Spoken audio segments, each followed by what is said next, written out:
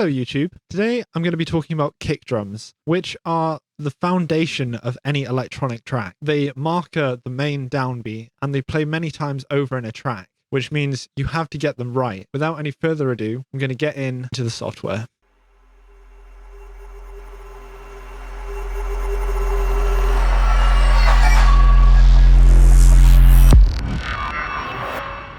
Okay, so here I have an instance of Serum 2 opened up, and in this video I'm going to make two kicks. I'm going to show you a kick from Psytrance or Psytech, which really just want to be as clean as possible, and then I'm going to show you a more dirty variation afterwards, which have a bit more body to them, a bit more weight. To start off with, I'm going to change to a sine wave and drop the octave to a nice sub register. Basically, all a kick is a sine wave that is pitching down. So if I grab an LFO that I change to envelope mode, put that on an eighth and give it a curve downwards, put that on the coarse pitch and hold Alt, Shift and click to make that unipolar, and then just raise that amount up.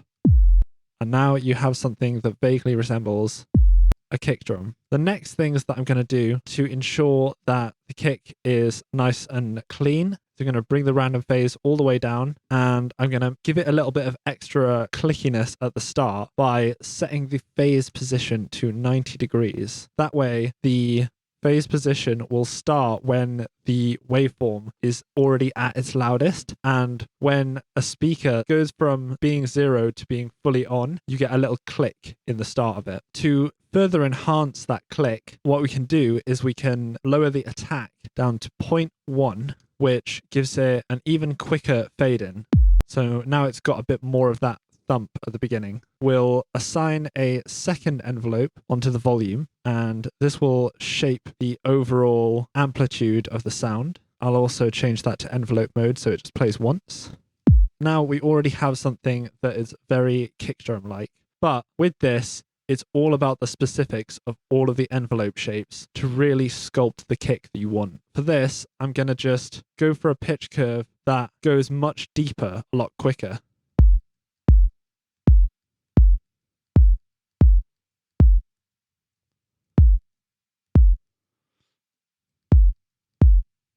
And if I bring that amount up as well,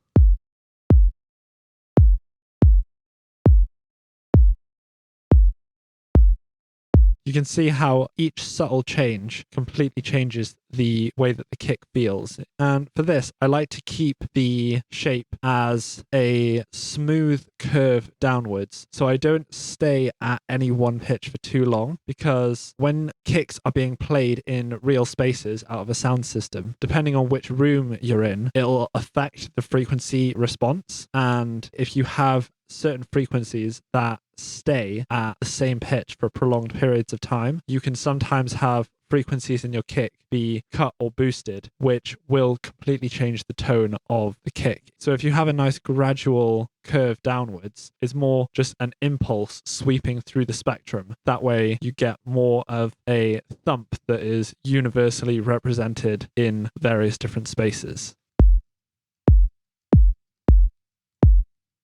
If we get a second modulation and we put this on a faster rate, make a really short envelope here, and we can assign that onto the pitch as well and make it unipolar also. That way we get an extra little click at the start where it's doing a bit more pitch modulation.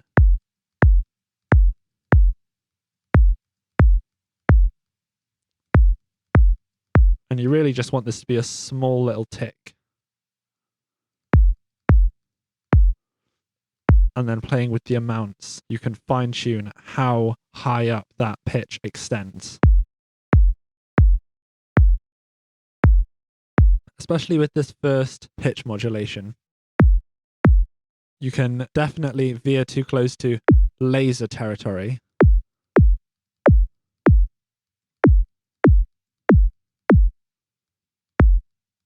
But it can also be too deep at times.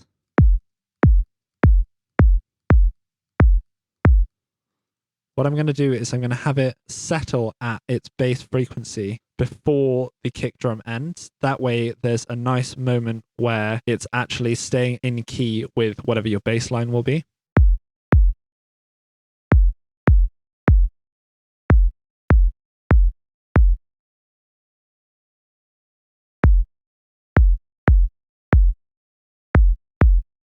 sounding pretty good. And if it's too clicky, what you can do is you can add an extra point on your envelope and just have it fade in slightly. And then you can drag this point up and down depending on how loud you want that initial click. So we got a much softer kick there. Or we can raise the volume until it gets more of that lasery tick at the beginning. About there seems nice to me. It's all a balance of fine-tuning your pitch curves and your volume envelopes to get the exact shape of the kick that you want. Next up, I'm going to go in and make some tweaks to this volume envelope. And the volume envelope has a really interesting relationship with the overall feel of the kick. If you think about it, because the kick is constantly being pitched down over this time, if you lower the volume at points closer to the transient, you're getting less of that higher frequency sound. Whereas if you lower the volume on this tail end, then you're going to get less of that low end, less of that sub. So that way you can sculpt the volume and dip out areas of frequency to further fine tune your kick.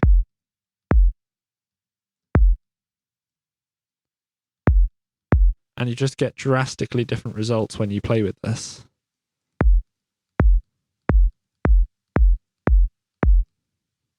Maybe a bit more transient.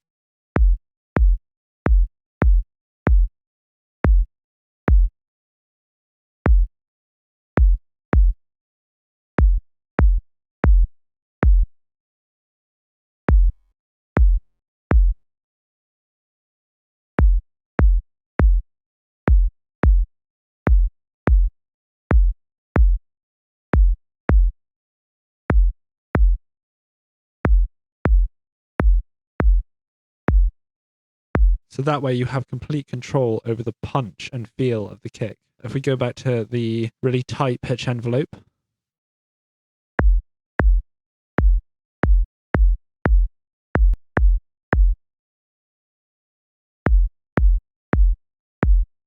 can just adjust the lengths and the amounts.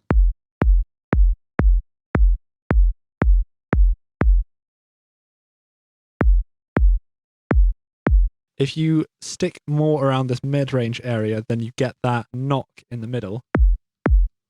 But the deeper you go, you get this low-end feeling out of it.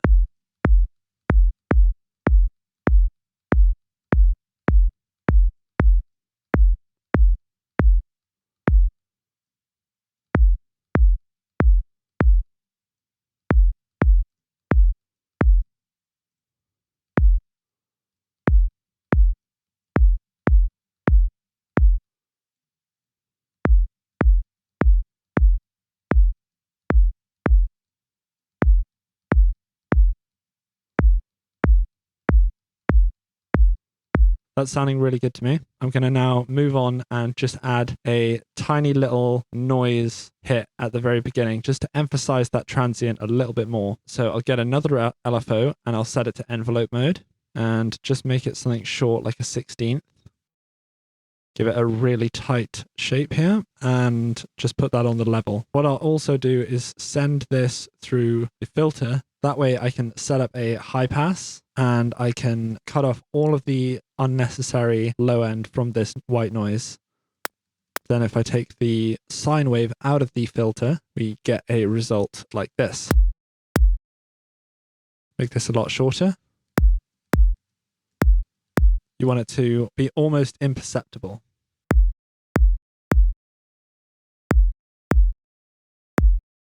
And then it's basically about mixing the two sounds together. Almost to the point where you can't tell that the noise is in there. But if I turn it off, you definitely notice a difference of a bit more clickiness, a bit more bite at the very beginning. And then you can play with the cutoff amount as well, depending on how much of the spectrum you want it to take up. It's all up to personal taste, really. But that is essentially how you make really clean sounding kicks. They don't really want much in terms of processing, except maybe a bit of EQ to further sculpt the overall feel of the kick, like boosting or cutting certain areas. If I give it maybe a little bit more at the 120-ish area, That can give it a bit more knock. Maybe if I cut out a little bit with a notch at the 1K-ish area.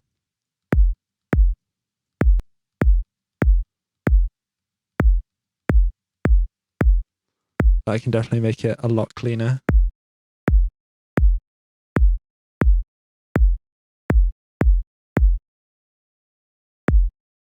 But yeah, these EQ moves, again, are going to be affecting the amplitude the same way that this amplitude is affecting the frequencies. It's just the same happening in reverse. As we're altering certain frequencies, it's going to change the overall shape of our kick.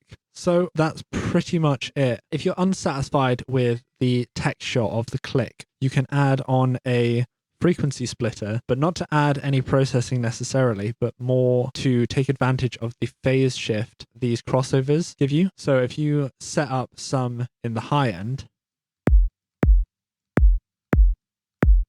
then you can just alter the phase slightly of your click to get different textures out of it.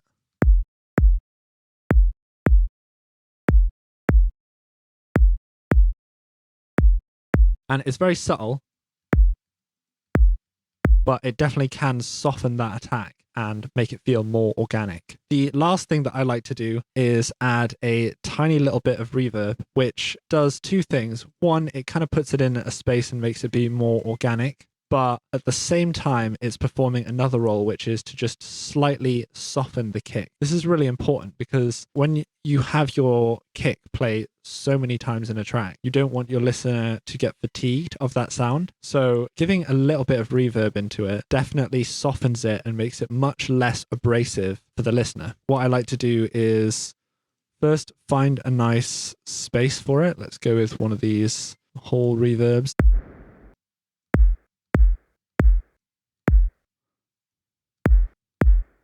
Play with the size and the tone. Once you have your reverb, what I like to do is attach a LFO onto the mix, and I like to make this very subtle. So if I go envelope mode on this and set it to an 1/8 also, as you can see, I've got it completely silent at the transient, and then I mix in a little bit of it and then quickly fade it out. So it just gives it a little bit of characteristic. If I mix it out more,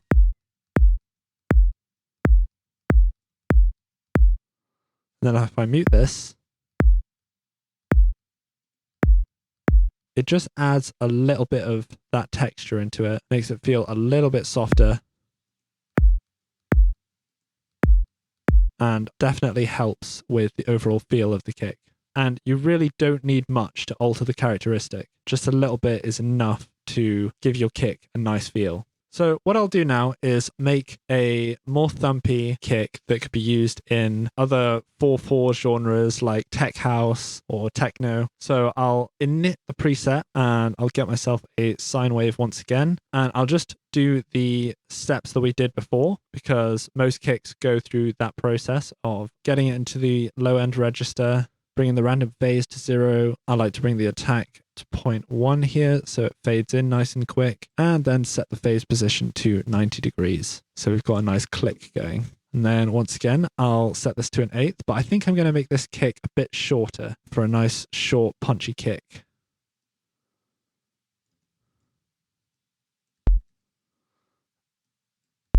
So we've got our low end pulse there, and then I'll go ahead and set up a envelope for the pitch, making sure to make the pitch drop a bit shorter for this one since we've got a shorter kick. Set that to envelope mode and drag that on the pitch.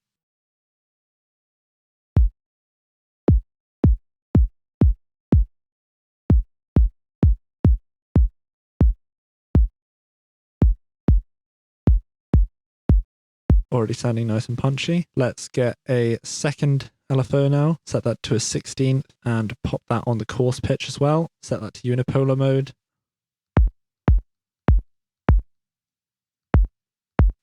Yeah, set that on envelope mode as well. That's already sounding very nice to me. So what I'll do is just tweak this shape a little bit more.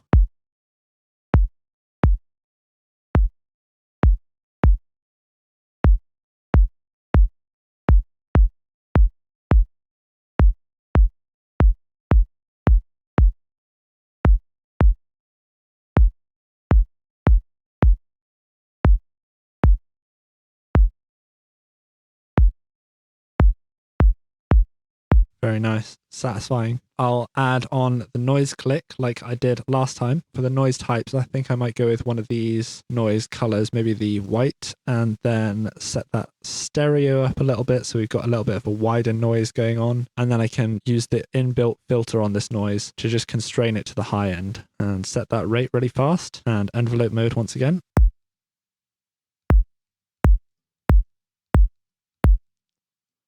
Bit less stereo, I think.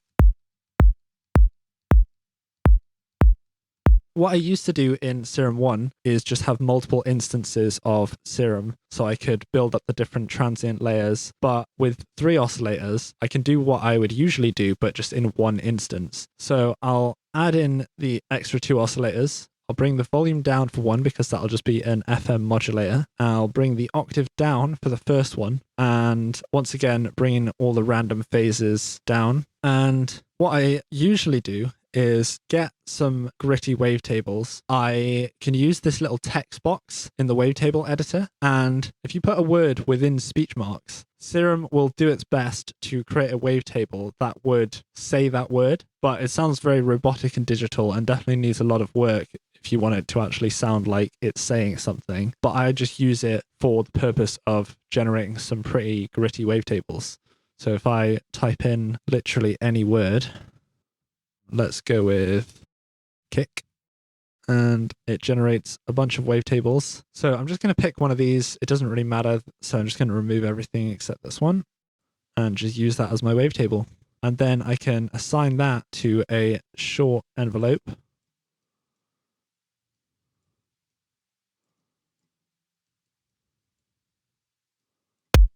And if I put that through the filter, and also take oscillator A out of the filter because we don't want our low end to be all cut off, and just go with the high pass and high pass this click.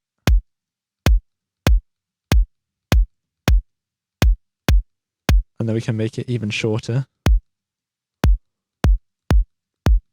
Then you can change the texture of this click by changing the phase position.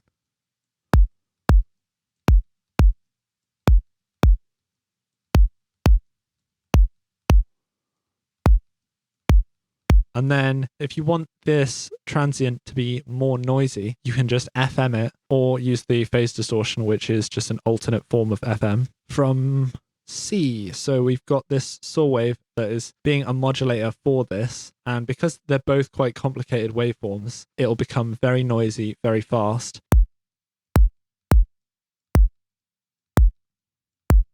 So you can get a more noisy click just from waveforms.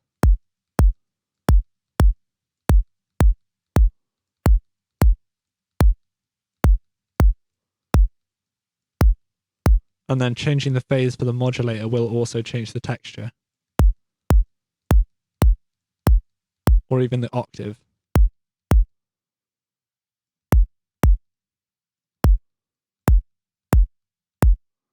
So just play with the phases and the FM amounts until you find the kind of click characteristic that you like. And then after you found something that you enjoy, you can just shrink the size of the click once again.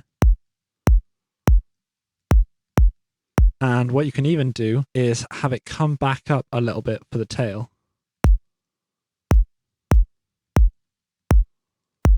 And you can do a similar sort of thing for the noise envelope as well.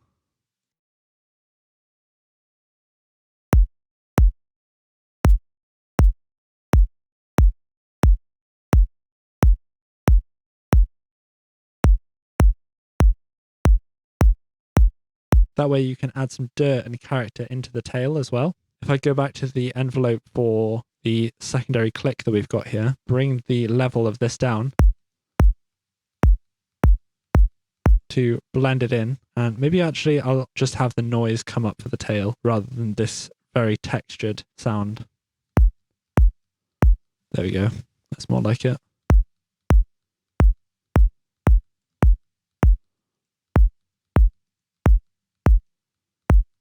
Maybe a bit more FM.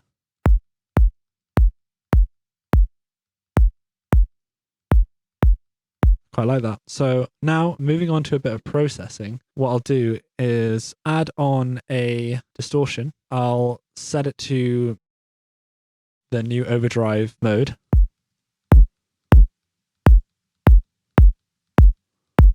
And maybe set the stack to 2.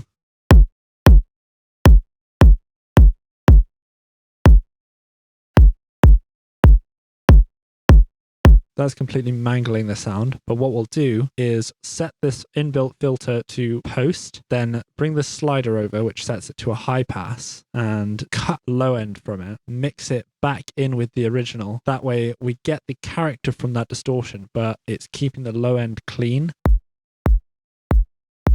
And if I bring the filter up a bit more, get the low mids a bit cleaner.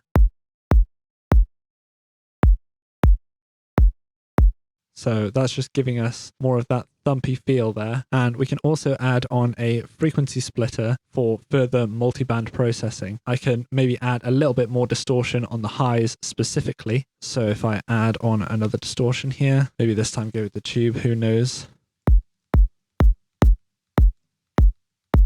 Yeah, that sounds pretty nice. And then I can play with the crossover point on the splitter.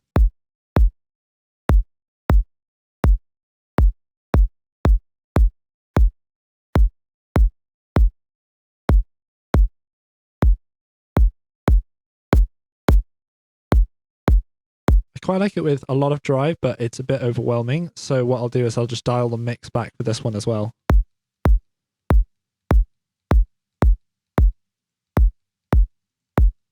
Nice. The more you distort and compress your kicks, the more any noise or reverb that you have in your kicks will be brought to the forefront. So sometimes you have to go back into the main levels of everything and just tweak them a little bit.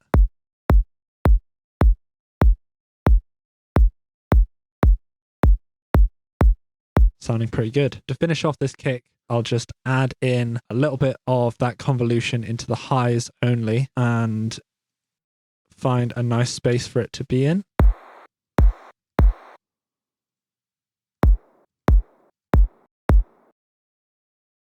This one sounds pretty nice.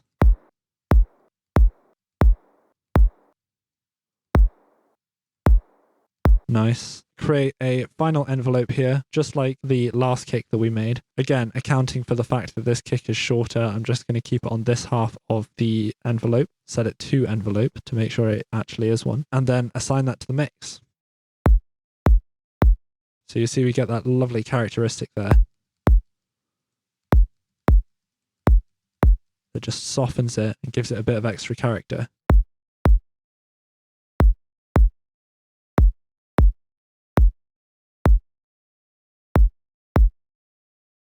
So now what you can do is you can just grab an Edison and record this out. And you've got a kick there that's ready to be used in a track. So that's going to conclude this video. I hope that gave you some insight into what goes into synthesizing your own kick drums and the amount of control that that actually gives you in terms of what kind of kick you're creating. That way you can fine tune the kick to be exactly what is needed for your track. Context is everything really, and you don't want to be making a really smooth kick for something with lots of aggressive layers in it. It's just not going to cut through the mix. So what you want is to have the ability to make various types of kicks, and then you can create the exact kick that you need for whatever project you're working on. So with all that being said, if you want to support the channel, you know exactly how to do that. And I'll see you on the next video.